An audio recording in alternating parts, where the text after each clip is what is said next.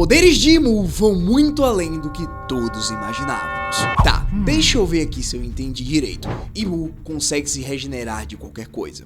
Ele possui um exército de demônios, faz contratos com pessoas em troca de obediência, pode possuir o corpo dos seus subordinados e usa pentagramas como símbolo de poder. Fora que aparentemente é imortal há mais de 800 anos. Ah, e ele também tem uma transformação zoomítica que literalmente parece o diabo em pessoa. Tipo, isso é um personagem ou uma lista de hacks? Porque assim, o Oda claramente acordou um dia e disse: sabe o que seria legal? Criar o vilão mais absurdamente quebrado da história dos animes e fazer todo mundo se perguntar como diabos o Luffy vai vencer isso. E honestamente, funcionou. Porque eu não faço a menor ideia de como nosso garoto borrachudo vai lidar com esse problema. Mas calma, porque hoje eu vou destrinchar cada uma das habilidades do Imu, explicar de onde elas vêm e apresentar a teoria mais sólida que existe sobre o verdadeiro poder dele. Ah, e spoiler, envolve duas Akuma no Mis. Sim, duas. E quando você entender a lógica por trás disso, vai fazer tanto sentido que você vai se perguntar como não percebeu antes. Então, já deixa o like e se inscreve, porque nós vamos começar pelo elefante da sala. Como é que esse cara tá vivo há mais de 800 anos? O cara literalmente governou o mundo desde o século perdido. E a resposta pra isso, o Oda praticamente soletrou pra gente. Lembra quando lá em Dressrosa, no capítulo 761, o Doflamingo explicou algo sobre a cirurgia de imortalidade da Ope Ope no Mi? O cara basicamente disse que se ele conseguisse essa cirurgia, seria capaz de governar o mundo. E aí você pensa, quem é que tá governando o mundo há séculos? Imu. A implicação está bem ali, escancarada na nossa cara. Se a cirurgia perene permite governar o mundo, e Imu governa o mundo há 800 anos, é só você somar porque 1 mais 1 igual a 2. Mas o Oda não parou por aí, ele quis ter certeza de que a gente entendeu. No capítulo 1086, os revolucionários tiveram uma conversa que foi basicamente o Oda segurando a mão do leitor e dizendo: olha aqui, meu irmão, tá vendo? Basicamente lá nós vemos o Sabo e Ivankov Dragon discutindo sobre Imu e concluem em linguagem clara que se existe alguém vivendo por séculos governando o mundo, essa pessoa tem que ter recebido cirurgia da imortalidade. E isso explica muita coisa. Lembra que lá em God Valley, quando Rox, Roger, Garp, Barba Branca, Big Mom e Kaido, tipo os caras mais fortes daquela era, atacaram o Imu todos de uma vez e ele simplesmente se regenerou? Ou quando ele foi literalmente cortado em pedaços pelo Rox e simplesmente se refez como se nada tivesse acontecido? Isso aconteceu porque, na minha opinião, ele recebeu o poder da vida eterna, a chamada habilidade definitiva das Akuma no Mis. Aí agora você pega um ser que viveu por séculos, tem um ego e uma força de vontade absurda. Qual o resultado disso? Um haki do rei simplesmente fenomenal. Algo que apenas poucos conseguiriam sobrepor. Portanto, ao ter feito a cirurgia perene e ter se revestido com sua própria massa de haki, nós temos um resultado parecido do que aconteceu lá em God Valley durante todos aqueles ataques. Beleza, mas se a imortalidade vem da Ope Ope no Mi, de onde vem todas as outras habilidades de Imu? Os demônios, os contratos, a possessão, os pentagramas, a transformação monstruosa? É aqui que entra a teoria mais elegante e mais bem fundamentada que existe em One Piece. Imu-sama possui a Akuma no Mi do Diabo do Mar.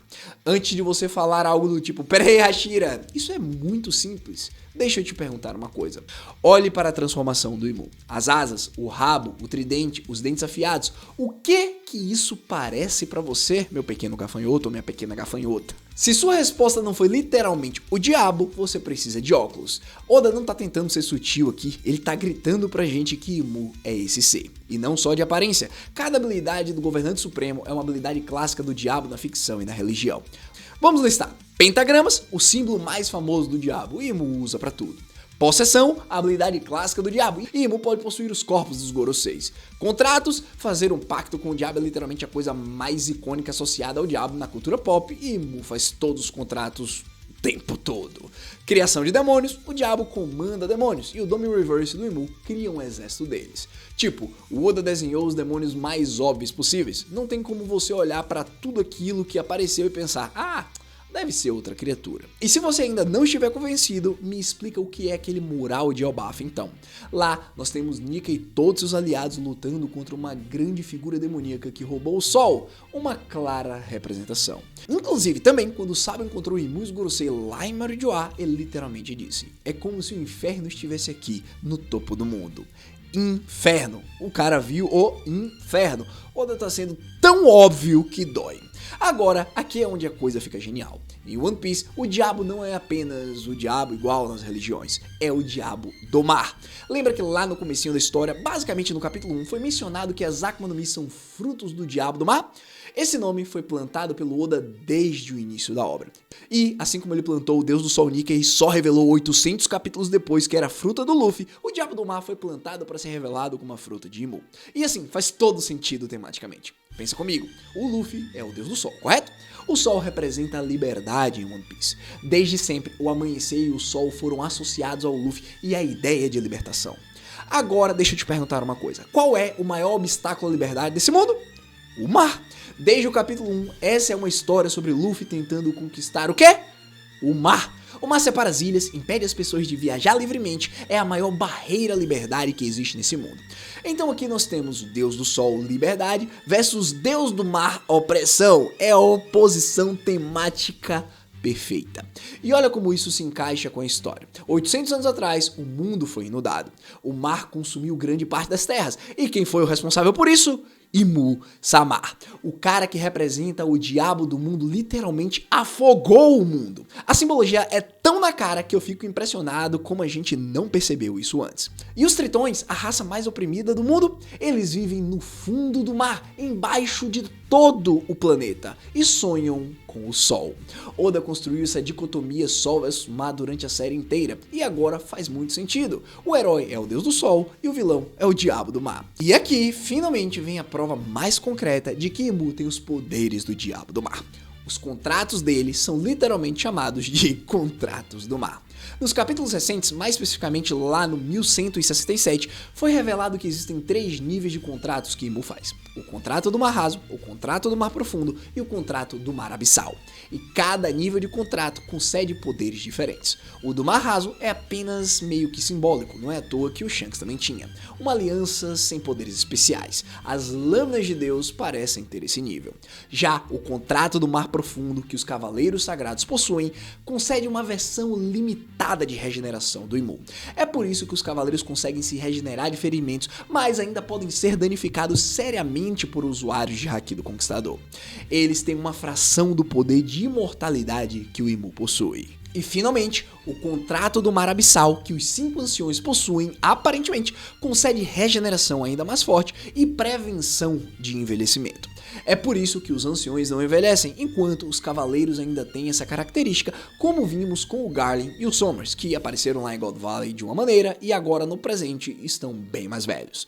Gente, é uma hierarquia muito clara. Quanto mais profundo o contrato, mais poder você recebe de Imu-sama. Agora, uma das maiores perguntas que a galera tinha era: de onde vêm as transformações Zoans dos Gorosei? Eles claramente não comeram frutas normais. E a resposta, pessoal, se encaixa perfeitamente com a teoria do diabo do mar. Como o Vegapunk explicou, as Akuma no Mi nascem das crenças e imaginação das pessoas. Se a pessoa acredita que o diabo do mar pode criar usuários de Akuma no Mi, afinal as frutas são chamadas de frutas do diabo, então Imu, como portador dos poderes do diabo do mar, seria capaz de conceder poderes de Akuma no Mi a outras pessoas. É literalmente fazer o pacto com o diabo em troca de poder, traduzindo para o mundo de One Piece. Isso explica do porquê que os Goroseis podem se transformar em Zoans míticas sem aparentemente terem comido qualquer tipo de fruta que a gente saiba. Eles são basicamente um produto dos poderes do governante.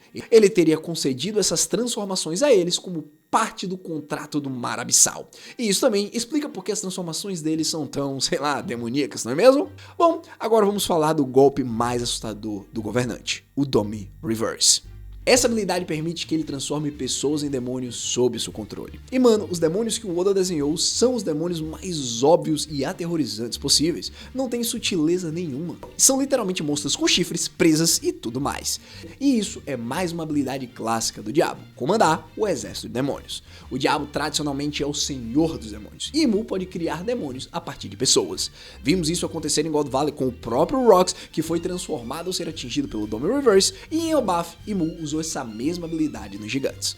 O mais sinistro é que aparentemente o Domi Reverse funciona melhor quando a pessoa está em seu território ou lar.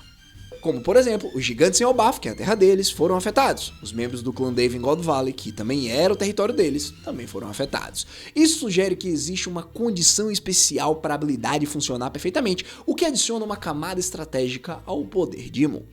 Outra habilidade dele que se encaixa perfeitamente com o tema do Diabo do Mar. Em One Piece, as profundezas do oceano são consistentemente retratadas como o abismo do mundo.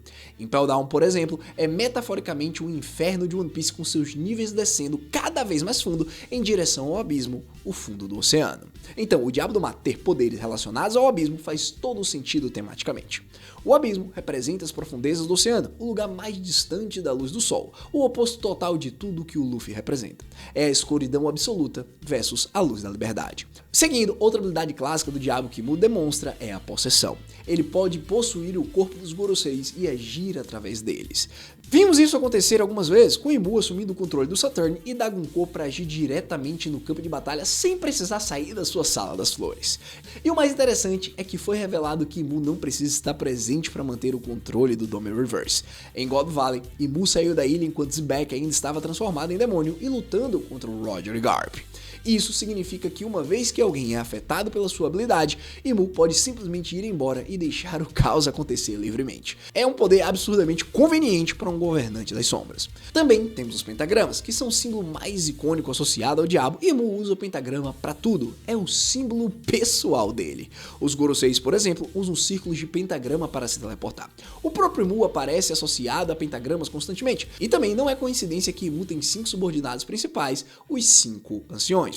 Ou seja, assim, só pra descascar melhor pra vocês, 5 pontas do pentagrama, 5 anciões. A simbologia é intencional. Portanto, recapitulando, Imu é tão absurdamente poderoso porque ele tem 2 habilidades de Akuma no Mi trabalhando juntas. Primeiro, ele recebeu a cirurgia perene da Ope Ope no Mi, que foi praticamente confirmada pelos revolucionários e pelo próprio Doflamingo. Isso explica porque ele não morre de nada e porque nem mesmo o Haki mais forte consegue derrotá-lo permanentemente.